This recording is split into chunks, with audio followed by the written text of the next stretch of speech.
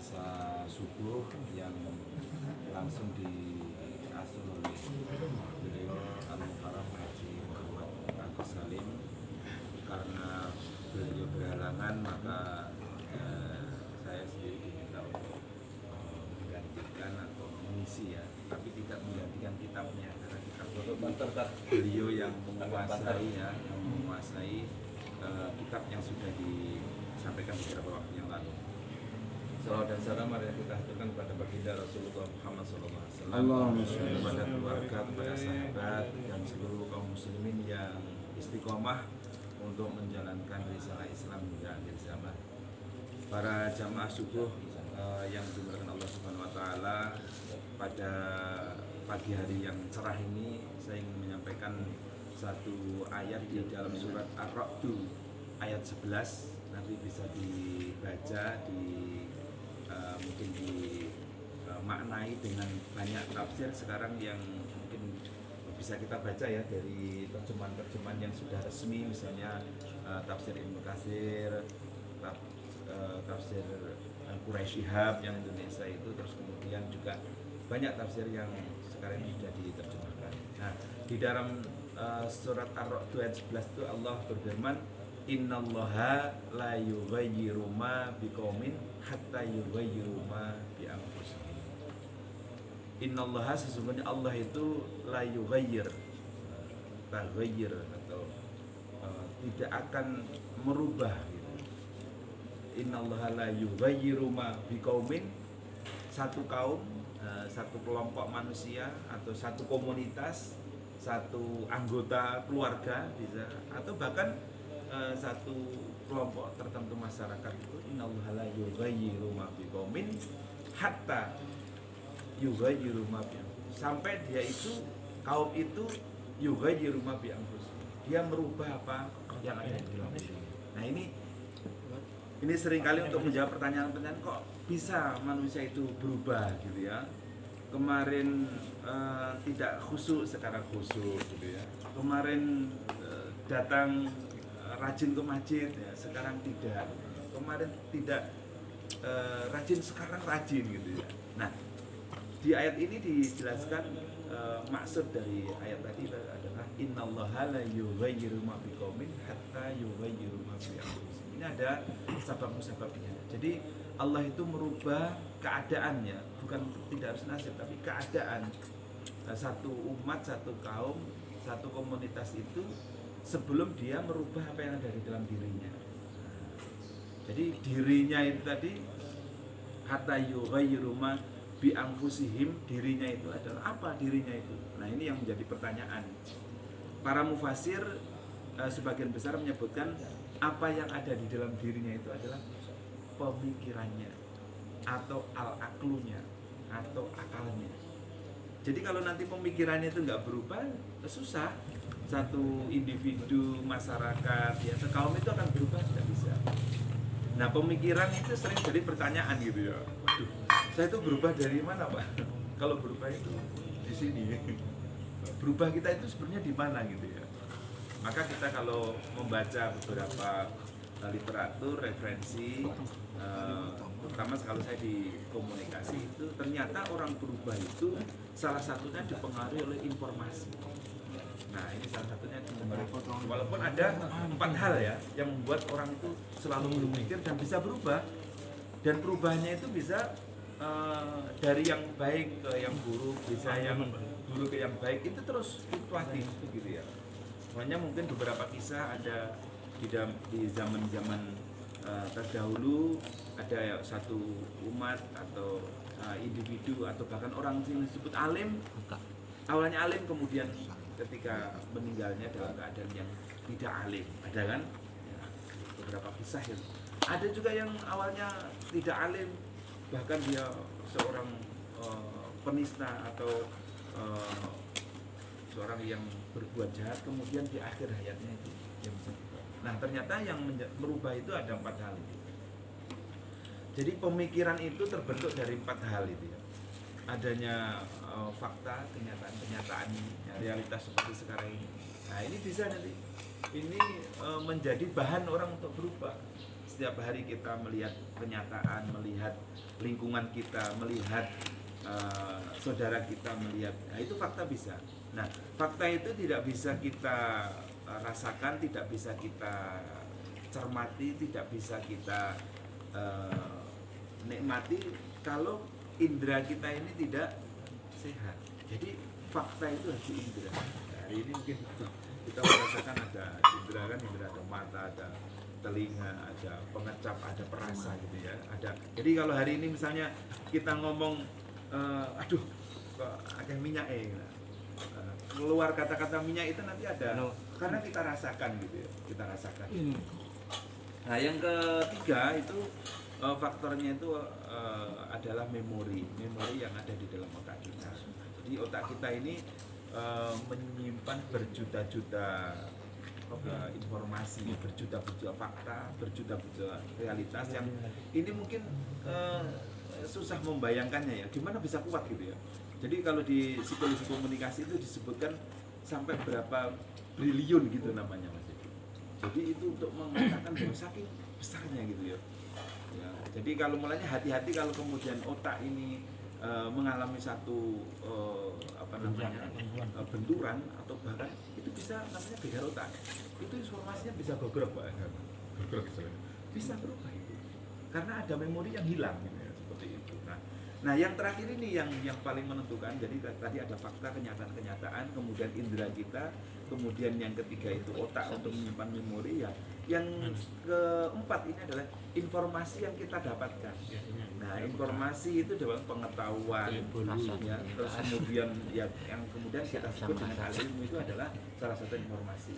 Kita mendapatkan informasi dari penceramah, kemarin kita mendapat informasi dari orang tua kita, kemarin kita mendapat informasi dari teman kita di di satu kesatuan, teman kita di komunitas. Nah, itu informasi. Nah, jadi fakta yang kita saksikan dengan indera kita, kemudian kemampuan otak kita menyimpan informasi itulah yang setiap hari itu kita olah gitu ya, sehingga kita kadang-kadang ngomong begini, wis gak usah mikir wis, pokoknya dilakoni. Nah, itu kan sering kita ngomong ya, wis gak usah mikir, itu juga mikir. Nah, itu hasil pemikiran Pak, hasil pemikiran.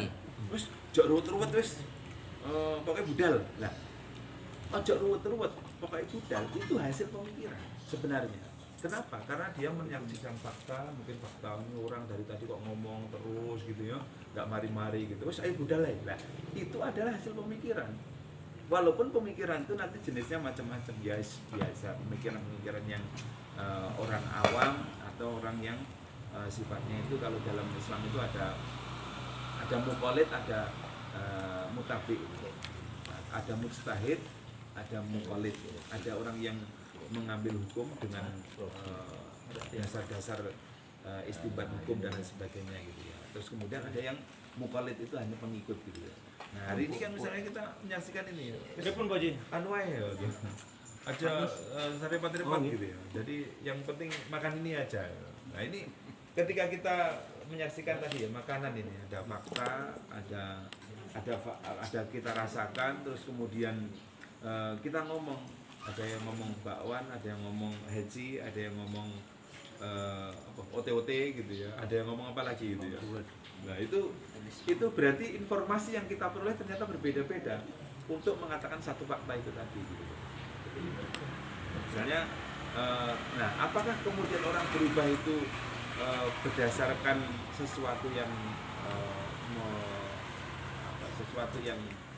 sesuatu yang membedakan antara perubahan yang biasa dengan yang tidak gitu ya. Nah, oleh karena itu perubahan di dalam Islam itu perubahan yang dari zulumat ilan nur. Ya, jadi disebut kegelapan kepada cahaya. Nah, itu disebut gitu ya. Jadi Rasulullah itu membawa dari situasi masyarakat yang zulumat ilan nur. Itu dengan apa? Ya dengan cara pandang, dengan pemikiran, dengan perspektif kalau orang sekarang mungkin mengatakan itu. Ada yang mengatakan dari paradigm gitu ya, atau paradigma gitu ya. Jadi orang untuk berubah itu tetap dengan pemikiran apa yang kita isi hari ini itu hanya akan menentukan perubahan kita gitu. Jadi kalau hari ini misalnya masih ada yang kemarin mungkin sempat saya share gitu ya, Pak Menteri Agama sedang menggencarkan pemberantasan korupsi di kementeriannya, karena memang harus ada pemikiran seperti itu. Hilangkan budaya amplop gitu ya. Nah itu karena harus disampaikan. Sebelumnya mungkin biasa. Ada yang berpikir orang-orang lama itu biasa Pak gitu loh. Kalau nggak bisa cepat ya karena nggak ada amplopnya itu gitu ya. Itu pemikiran Pak. Karena sering menyaksikan, sering mendapati orang yang mungkin barangkali ngurusi susah-susah gitu ya. Ada yang kemudian mulai nyogok, mulai mempengaruhi. Itu pemikiran. Karena melihat fakta kok ini orang sulit, disuruh nggak mau, akhirnya kemudian lama-lama menjadi sebuah budaya. Nah, ketika budaya itu mengakar gitu ya, agak susah. Karena itu juga hasil pemikiran. Budaya itu juga hasil pemikiran. Makanya sering disebut para budayawan itu budaya itu hasil cipta karsa dan rasa daripada manusia itu tadi. Nah, itu dari hasil proses berpikir tadi itu mengamati fakta. Sehingga kalau tidak diberikan satu pandangan untuk berubah, ya akan seperti sekarang. Nah, itu mulai kan ayo dimulai. Harus dimulai. Nah, itu pemikiran untuk menggerakkan gitu ya, untuk menyadarkan. Jadi pemikiran untuk menyadarkan. Jadi kalau hari ini misalnya teman kita, misalnya saudara kita misalnya belum bergerak lagi misalnya ke tempat yang baik, itu harus diberi pemikiran, pandangan gitu. Terus dikasih pandangan. Walaupun pandangan itu nanti belum tentu juga merubah seseorang gitu ya. Belum tentu. Kenapa? Karena dia masih punya pemikiran yang dia yakini sebelumnya. Dia pandang pemikirannya itu atau pikirannya itu yang paling baik sebelumnya. Nah, contoh yang sering dikisahkan itu Rasulullah dalam tanda kutip tidak bisa merubah perilakunya Abu Jahal Abu Lahab. Itu contoh paling ekstrim itu. Padahal Abu Jahal Abu Lahab itu sudah diberikan pandangan-pandangan yang baik gitu ya, pemikiran-pemikiran yang an-nur tadi ya, atau al-khair gitu ya dalam pandangan Islam. Nah, itu kenapa tidak berubah? Karena ternyata setelah dibaca dari sejarah itu ya, ternyata Abu Lahab Abu Jahal itu masih percaya ya dengan nenek moyang, ya kan? Masih percaya dengan tradisi-tradisi yang ada di masa jahiliyah. Jadi walaupun Rasulullah itu sudah menyampaikan dengan bahasa wahyu yang sangat luar biasa, kalau dalam Al-Quran itu disebut dengan qaulan sadida, qaulan ma'rufa, qaulan baligha, qaulan maisura, qaulan layyina gitu ya. Atau dalam ayat lain itu disebutkan ud'u ila sabili rabbika bil hikmah wal mau'izatil hasanah wajadilhum billati ahsan. Abu Jahal Abu Lahab itu masih percaya gitu ya dengan pemikiran para nenek, bukan nenek monyongnya ya, nenek moyangnya gitu. Kalau nenek monyong itu menurut Darwin gitu ya, seperti itu. Jadi nah itulah kenapa hari ini termasuk halaqah subuh itu atau kegiatan-kegiatan pengajian harus dilakukan dalam kegiatan yang rutin itu, karena untuk menjaga agar pemikiran masyarakat itu tetap terjaga dalam suasana yang baik, suasana yang ada di dalam Islam itu. Jadi mungkin itu sederhana, tetapi itu hasil proses berpikir itu mulai dari situ salah satu. Tentu cara kita mendapatkan pemikiran itu dengan banyak. Ada yang sekolah, mulanya sekolah itu apa yang dicari misalnya kan diajarkan satu informasi tentang mata pelajaran matematika, informasi mata pelajaran tentang biologi, itu semuanya ada informasi gitu ya. Bukan sifatnya misalnya benda gitu ya, benda yang sifatnya itu real gitu ya, tetapi kan pemikiran, ilmu pengetahuan sosial. Nah itu kita kan diajari ilmu pengetahuan sosial. Kok ada ilmu pengetahuan sosial? Pengetahuan itu salah satunya didapatkan dengan informasi itu.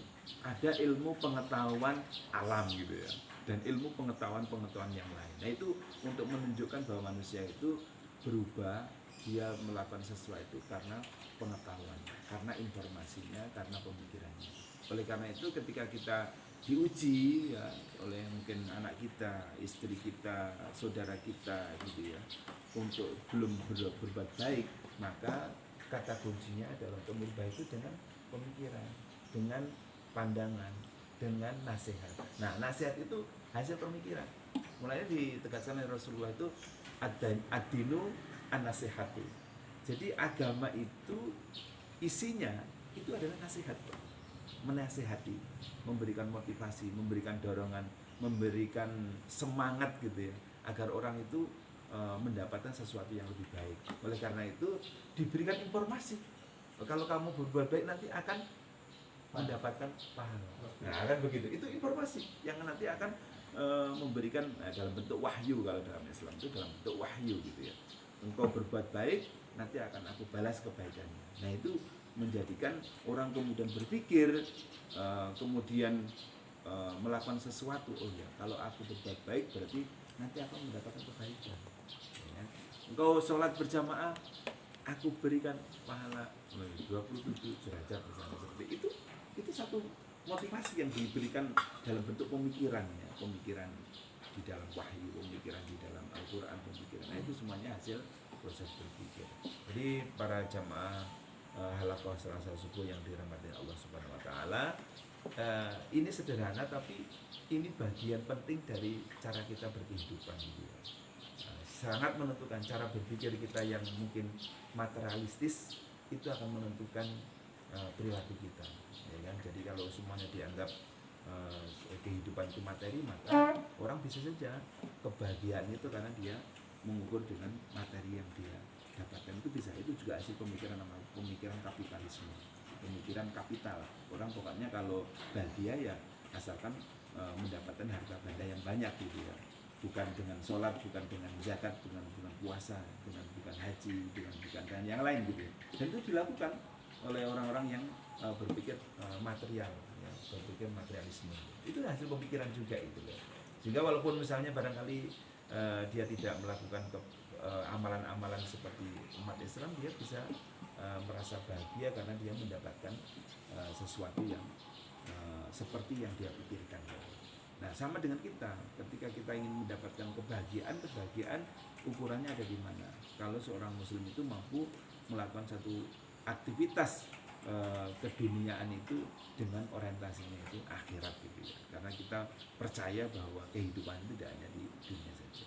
Barangkali itu yang saya sampaikan sebagai pengganti ya, materi dari Haji Agus Salim yang hari ini berhalangan.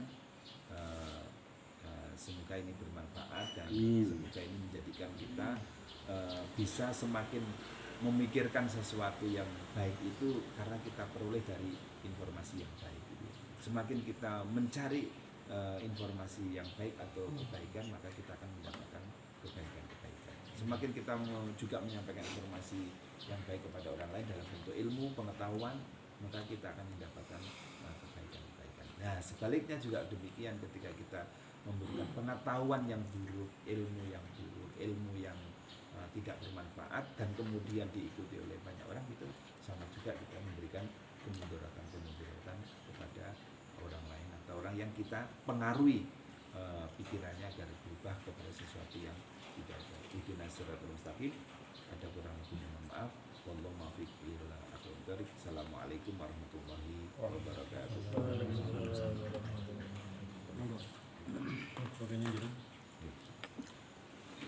Tanya ini Pak Gun, terkait tadi. Assalamualaikum warahmatullahi wabarakatuh. Waalaikumsalam warahmatullahi wabarakatuh. Jadi tadi untuk sebuah perubahan itu dikarenakan ilmu pengetahuan, asupan informasi yang ada pada memori kita. Namun di cerita tadi ada Abu Jahal dan Abu Lahab. Dari beberapa literatur saya dapatkan bahwa Abu Jahal dan Abu Lahab ini nggak bisa berubah, karena kalau berubah mengikuti Rasulullah akan ada lingkaran bisnis yang hilang pada Abu Jahal ini, sehingga dia ya kalau saya memilih ini maka kepentingan bisnisnya ini terkait Ka'bah itu akan bermasalah gitu. Jadi ada apa ya, penghasilan yang akan hilang di situ, seperti itu. Nggak tahu ini literatur ini benar apa salah, dan mungkin juga di kita juga kalau sudah menyangkut ini ya apa income penghasilan, kalau kita dikasih fatwa meskipun itu baik dan akhirnya menggugurkan pekerjaan kita, ini kita pasti akan juga bertahan. Rata-rata memang manusia begitu gitu, mungkin itu. Assalamualaikum warahmatullahi wabarakatuh. Waalaikumsalam warahmatullahi wabarakatuh. Benar, saya juga baca tadi, saya sampaikan bahwa salah satu yang menjadikan Abu Jahal itu karena dia masih yakin dengan cara pandang nenek moyang.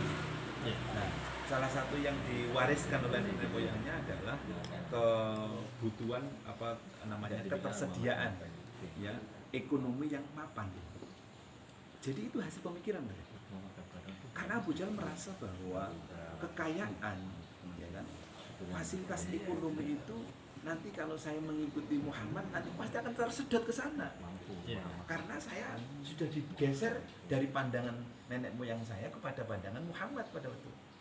Maka Abu Jahal dengan pemikirannya tadi itu dia masih bertahan, masih yakin gitu loh, bahwa kalau nanti saya mengikuti Muhammad kan akan banyak harta saya yang hilang, ekonomi saya akan tersedot karena saya mengikuti Muhammad, saya disuruh infak, saya disuruh membantu dakwah, begitu memang.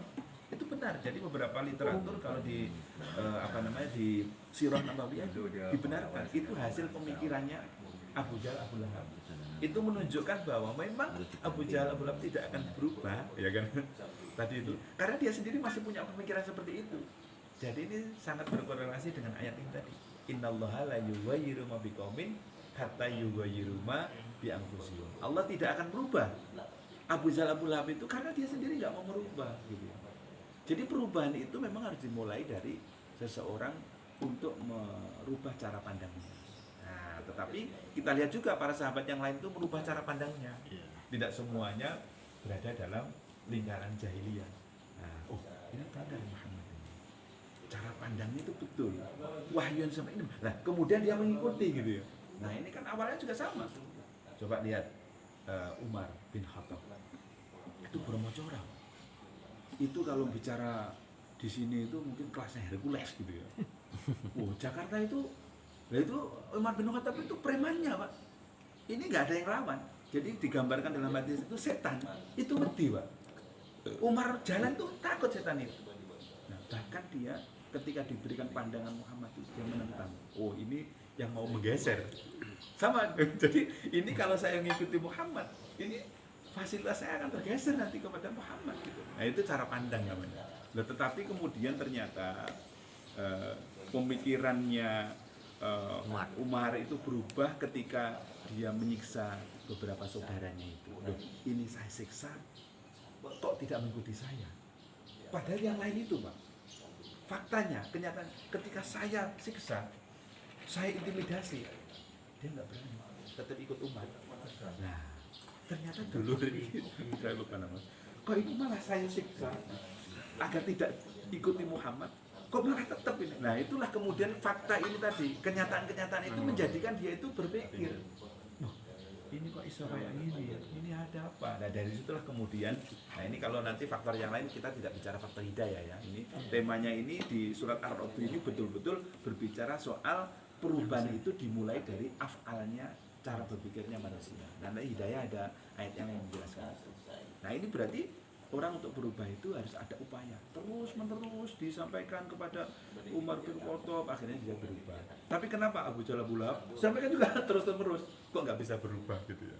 Nah, itulah tadi benar salah satu yang menjadikan orang tidak mau berubah itu karena kemapanan. Ekonomi yang sudah mapan atau harta benda yang berlimpah itu bisa menjadikan mereka itu sulit untuk berubah. Nyapa aku berubah, Mas? Apa itu wis keturutan. Mobil datang sendiri. Lemah datang sendiri. Enggak kan Fir'aun itu. Fir'aun begitu. Enggak beriman, enggak apa, tapi dia ngomong sampai kemudian Tuhan itu ya saya ini gitu. Kenapa? Ngomong fasilitas. Fir'aun itu diberi semua, Pak. Nah, pertanyaannya kan loh, itu Fir'aun mau jahat kan ngono Gusti Allah itu enggak mengkelak. Tidak begitu ternyata. Jadi manusia ini dalam kehidupan kita itu diuji. Dihadirkan Fir'aun, tetapi dihadirkan Musa. dihadirkan Abu Jahal, dihadirkan Rasulullah. Kan begitu ya. Jadi memang ini Allah yang berkehendak gitu ya. Itu suka-suka Allah. Yang kita tidak. Oh, ada yang ada yang taat, ada yang maksiat. Ya itu seperti itu. Tetapi untuk berubah itu tetap dengan pemikiran, dengan cara pandang, dengan ilmu tadi. Ya kalau kemarin disebut di kitabnya Tanbihul Ghafilin itu tadi yang disebut oleh Haji Agus kemarin itu yang pertama dengan ilmu. Nah, ilmu itu ternyata informasi bukan benda, ya kan? Tadi misalnya tadi Pak Tahari dapat misalnya 100, kok melek kabeh gitu. Itu sebetulnya sudah ada konstruk dalam, oh berarti ini nilainya beda dengan yang biru. Nah, itu hasil pemikiran, Pak. Jadi nilai nominal itu hasil pemikiran orang apa? Orang keuangan. Oh, cara membedakan antara nilai yang besar dengan nilai yang kecil itu dibuat namanya angka 50, 100, warna dibedakan sehingga nanti itu berubah orang itu. Loh, kok padang setelah dapat 100 gitu ya. Ya itu tadi. Oh, saya nggak ngaji ya, Mas, dapat terus 100.000. Lah itu bisa jadi tidak akan dia agak susah gitu. Kenapa? Karena dia merasa bahwa apa yang dia pikirkan saat itu dia sudah terpenuhi, dia terfasilitasi tadi. Oleh karena itu tetap harus diberikan, karena apa? Tidak setiap sesuatu yang diberikan oleh Allah berlimpah itu mesti jalannya itu benar.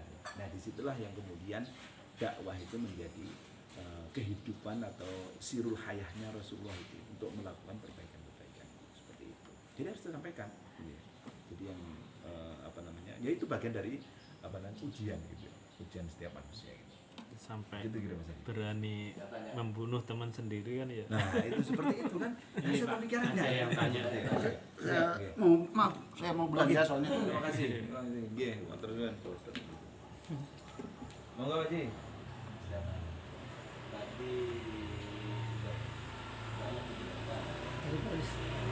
Udah dulu di sana.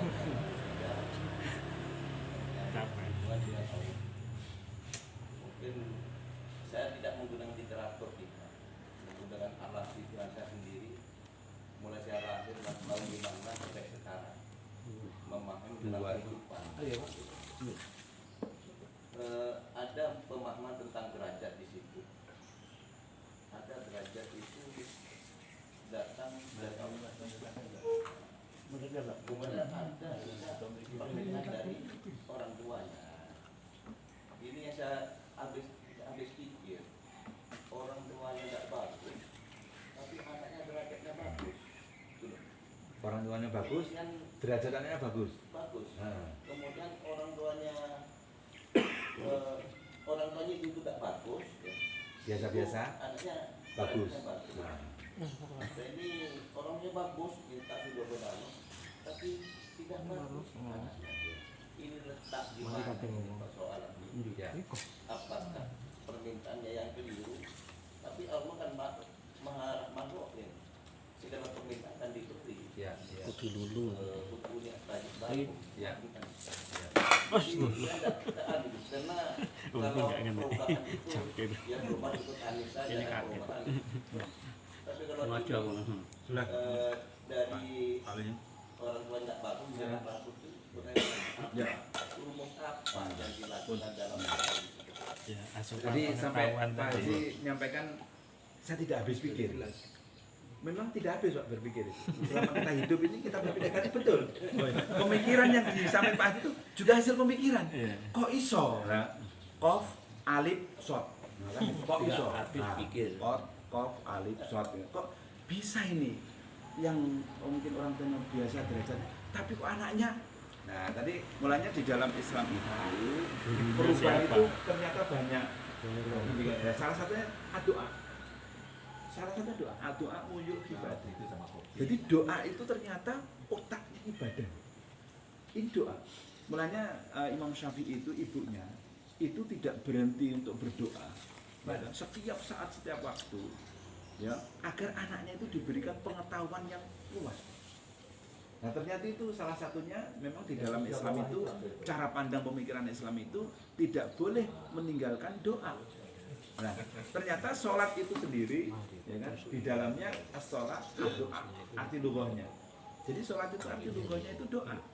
isi di jalannya itu adalah minta petunjuk, minta jalan yang lurus, kemudian meyakini Allah jalan hidup saya gitu. Jadi kalau kemudian ternyata ya kan ada satu kenyataan atau fakta, ada yang baik, ada derajatnya biasa, kemudian naik, itu berarti harus kita lihat upaya orang tuanya, upaya dirinya sendiri gitu ya. Tetapi sekali lagi, setiap perubahan itu tidak lepas dari upaya yang dia lakukan. Jadi kalau setiap orang itu misalnya ada orang tua, sebenarnya kesannya Nabi Nuh ya. Nabi Nuh itu sampai bermohon kepada Allah kan, agar anaknya itu ikut gitu. Padahal ini Nabi ya, ini kisah di dalam Al-Quran ini. Sampai anaknya diajak itu enggak mau. Untuk ayo ke kapal ini sudah jelas gitu. Allah tetap nggak yakin gitu. Nah berarti Nabi Nuh diuji, ya kan, dengan anaknya, gitu ya. Nah, tetapi kita menyaksikan yang lain gitu ya, misalnya Nabi Ibrahim itu diuji dengan anaknya yang soleh, tetapi diuji dengan yang lain gitu. Sudah soleh, sudah bagus, kok diperintahkan untuk disembelih. Nah, seperti itu. Nah, jadi kalau Nabi Ustaz, Nggih. itu Nabi memang kita seperti itu. Allah yang tapi asam belanja bisa. kok bisa anaknya derajatnya bagus? ya, itu tetap jadi upaya kita, Dan ibunya nggak minta, nggak bagus. ya itu artinya begini.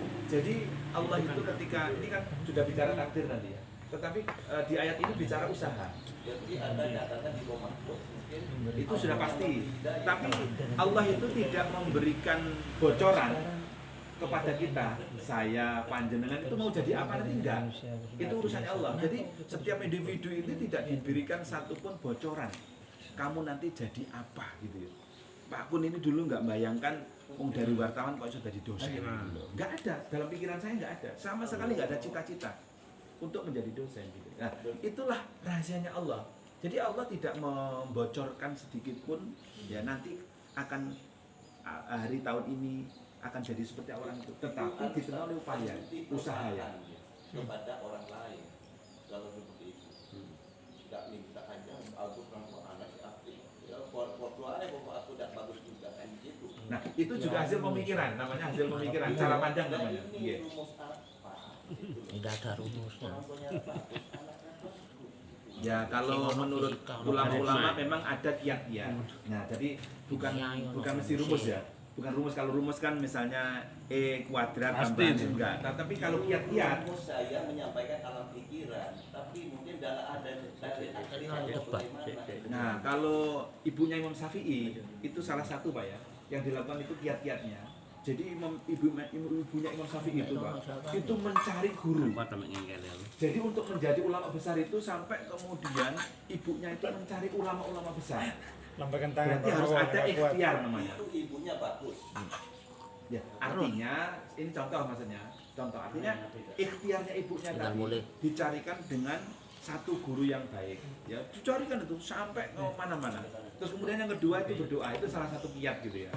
Nah, sama dengan kita juga. Apakah kemudian ketika kita diuji anak kita, padahal sudah kita carikan guru, ya. Kemudian kita carikan misalnya tentor, terus kemudian kita sudah berdoa dengan baik, kok anakku dadine nggak apik gitu ya. Maka kita tidak boleh mengatakan bahwa Allah itu menakdirkan anak saya itu enggak. Belum tentu juga.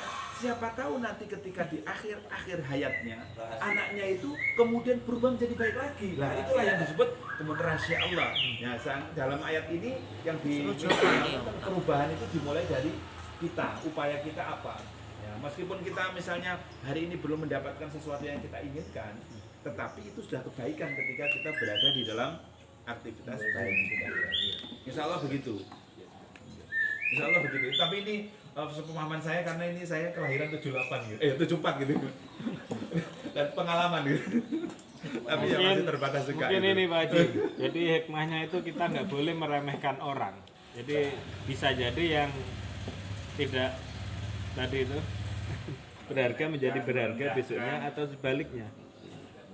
Ya, artinya masih bisa berubah. Seperti misalnya dulu merasa bahwa oh, saya dulu ini sampai itu Khalifah Umar itu suatu ketika dia itu berpikir juga, iya ya, dia itu menangis Pak. Loh iya, saya dulu kok kerjaan saya bunuh orang gitu. Nah itu ternyata bisa menyadarkan dia. Kemudian untuk berbuat baik yang lebih besar lagi. Nah itu, jadi pengalaman masa lalu itu juga bisa menjadikan dia itu termotivasi untuk melakukan sesuatu yang Bisa, bisa seperti itu. Insya Allah seperti itu. Ya, Matur suwun. Siap. Sami-sami. Assalamualaikum. Waalaikumsalam. Yeay. Nah, itu beberapa contoh itu memang bisa seperti itu. Jadi Pulang dengan kecewaan. hasil pemikirannya. Karena belum dapat jawabannya. Ya, itu gak apa-apa Mas Indra. Jadi memang Itu hasil pemikiran. Tapi juga pemikiran sampean juga, tapi itu belum karena- tentu juga. Suka. Jadi kita ini memang ketika kita sudah mendapatkan pemikiran yang kokoh gitu ya. Saya tadi mulai menggambarkan Abu Jahal, Abu Lahab dengan Rasulullah itu sebuah pertarungan pemikiran yang sangat hebat antara wahyu dengan pandangan pemikiran ekonominya Abu Jahal, Abu Lahab. Itu nggak main-main. Ini kelasnya Nabi dengan kelasnya seorang penguasa atau Bani yang sangat tinggi. Ekonomi negara Itu itu. kan benar ini nggak main-main ini susahnya bukan main untuk melakukan satu upaya perubahan gitu ya, Sekarang padahal sudah sudah ekspor-impor. diberikan imbas. Tapi nggak apa-apa Ini seperti itu. apa yang disampaikan oleh Pak Haryadi, pertanyaan itu tadi, itu kaitannya dengan derajat. Jadi saya simpulkan, itu kaitannya dengan derajat. Apa yang dimaksud derajat? Makanya dia cari rumus ibadahnya itu yang dia nggak tahu kan gitu. Jadi saya mau tanya derajat apa yang dimaksud dengan derajat? Jadi kalau di ayat berkaitan dengan Allah akan meninggikan orang-orang Cak berilmu itu iki 90 derajat. derajatan dengan beberapa derajat. Roku. Nah, itu salah satunya dengan ilmu. Jadi benar kemarin dari di kitab Tanbidul Hawilin itu yang pertama kali menentukan kualitas ibadah itu dengan ilmu. Jadi derajat itu memang dengan ilmu, Pak. Di dalam Al-Quran disebutkan Allah akan meninggikan umatku itu beberapa derajat itu dengan ilmunya, dengan pengetahuan itu tadi. Jadi yang maksud derajat itu adalah bisa kalau menggunakan bahasa Indonesia yang mungkin kemuliaan, mungkin bisa jadi kewibawaan, mungkin bisa jadi di situ ada aspek-aspek apa namanya kalau selain derajat itu bisa terah atau apalah yang disebut di situ. Tetapi derajat yang disampaikan oleh Allah itu di dalam surat Az-Zariyat itu jelas itu ya, bahwa Allah itu akan menentukan derajat kemuliaan itu dengan ketakwaan. Ya itu pasti, karena itu tidak ada ikhtilaf itu ya. Jadi inna akramakum indallahi atqakum itu standar derajatnya. Jadi Allah akan menentukan derajat itu dengan kemuliaannya dia takwa itu tadi. Jadi itu memang standarnya. Jadi kalau ditanya loh, kok standarnya cuma takwa? Loh, memang itu hasil dari kalau dalam kajian-kajian Islamic Studies ya, pemikiran Islam itu menjadi itu memang hasil dari rumusan bahwa derajat paling tinggi itu adalah ketakwaan. Jadi karena inilah bahwa Paling berat ya. derajat yang sehingga tidak diskriminatif. Jadi orang kaya, orang memiliki kekuasaan itu bisa derajatnya tidak mulia di hadapan Allah kalau kekayaannya, kekuasaannya itu diperoleh dengan cara yang haram. Ya tadi yang sampai saya sampaikan Pak Menteri Agama itu mengingatkan kembali, ojo sampai nanti para pejabat itu mengambil harta yang haram gitu loh. Karena itu bukan haknya. Nah, ini berarti akan menurunkan derajat kemuliaannya dalam pandangan Allah. Walaupun kemudian dalam pandangan manusia mungkin beda-beda ya tadi. Yang merasa punya kepentingan ekonomi, wah bagus Pak itu Pak. Oh luar biasa Pak. Karena dia ada kepentingan ekonomi tadi misalnya pengikutnya Abu Jahal, Abu Lahab ya sama juga. Dia ada pendukungnya toh. Kamu itu celakai itu Muhammad. Apa? Kan bikin rekayasa kan? Tidak main-main Pak. Karena dia ingin merasa tersingkir, apa yang dilakukan Abu Jahal, Abu Lahab? Membunuh. Nah, yang disuruh kan para pecintanya Abu Jahal, Abu Lahab itu Pak. celakai Muhammad itu, karena ini dia merasa terganggu sudah ini, udah terganggu ini Abu Jahal kan waktu itu kemudian ya diselamatkan, kemudian saat itu yang mau dibuka ternyata Imam Ali, ini bukan Muhammad itu, menyamar kan gitu, tapi sudah terjadi proses rekayasa, itu berpikir itu gimana caranya menghentikan Muhammad ini, kan itu berpikir itu si Abu Jahal Abu Lahab itu untuk menyusun strategi agar Muhammadnya terhenti gitu. Seperti itu. Nah itu bisa terjadi Mas Adi dalam situasi sekarang bisa tadi contoh misal kok iya toh gara-gara warisan ambil dulur diri kok sampai bacok-bacokan. Itu memang bisa. Karena itu hasil produk pikiran. Harta saya ini mau direbut. Awas. Nah itu hasil pemikiran sebenarnya. Harta saya mau dikuasai. Awas gitu ya. Maka disitulah kemudian Islam memberikan satu pandangan ya perspektif agar bagaimana cara menyelesaikannya, dikasih ilmu warisan dulu, ini penting Pak. Jadi kalau sejak awal orang itu diberi ilmu waris, dia yakin bahwa ilmu waris akan menyelamatkan hartanya keluarga bapaknya dan sebagainya, dia kemudian percaya, maka ilmu dulu, ilmu waris dulu. Oh iya, ini asobah, ini dawil irsinya yang memiliki urusan kewarisan, nah ini dibagi dulu. Nah itu, maka ilmu itu akan menyelamatkan gitu.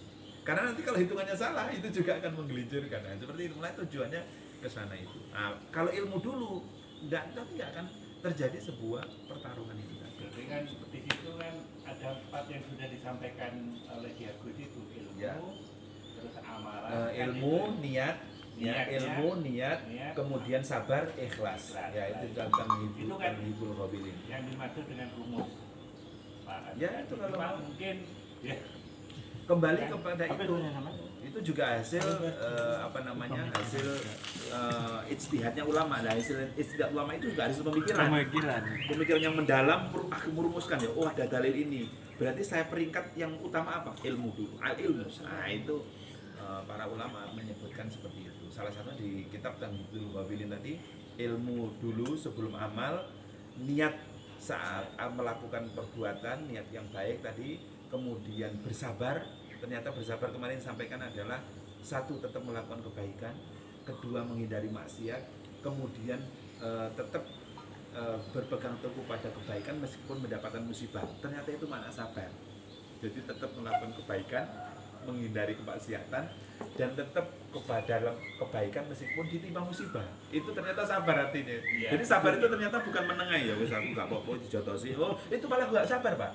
Karena kalau dia harus dia menangkis atau menahan gitu ya, atau minta tolong kan gitu ya. Bukan mendiam gitu seperti itu. Yang terakhir itu ikhlas.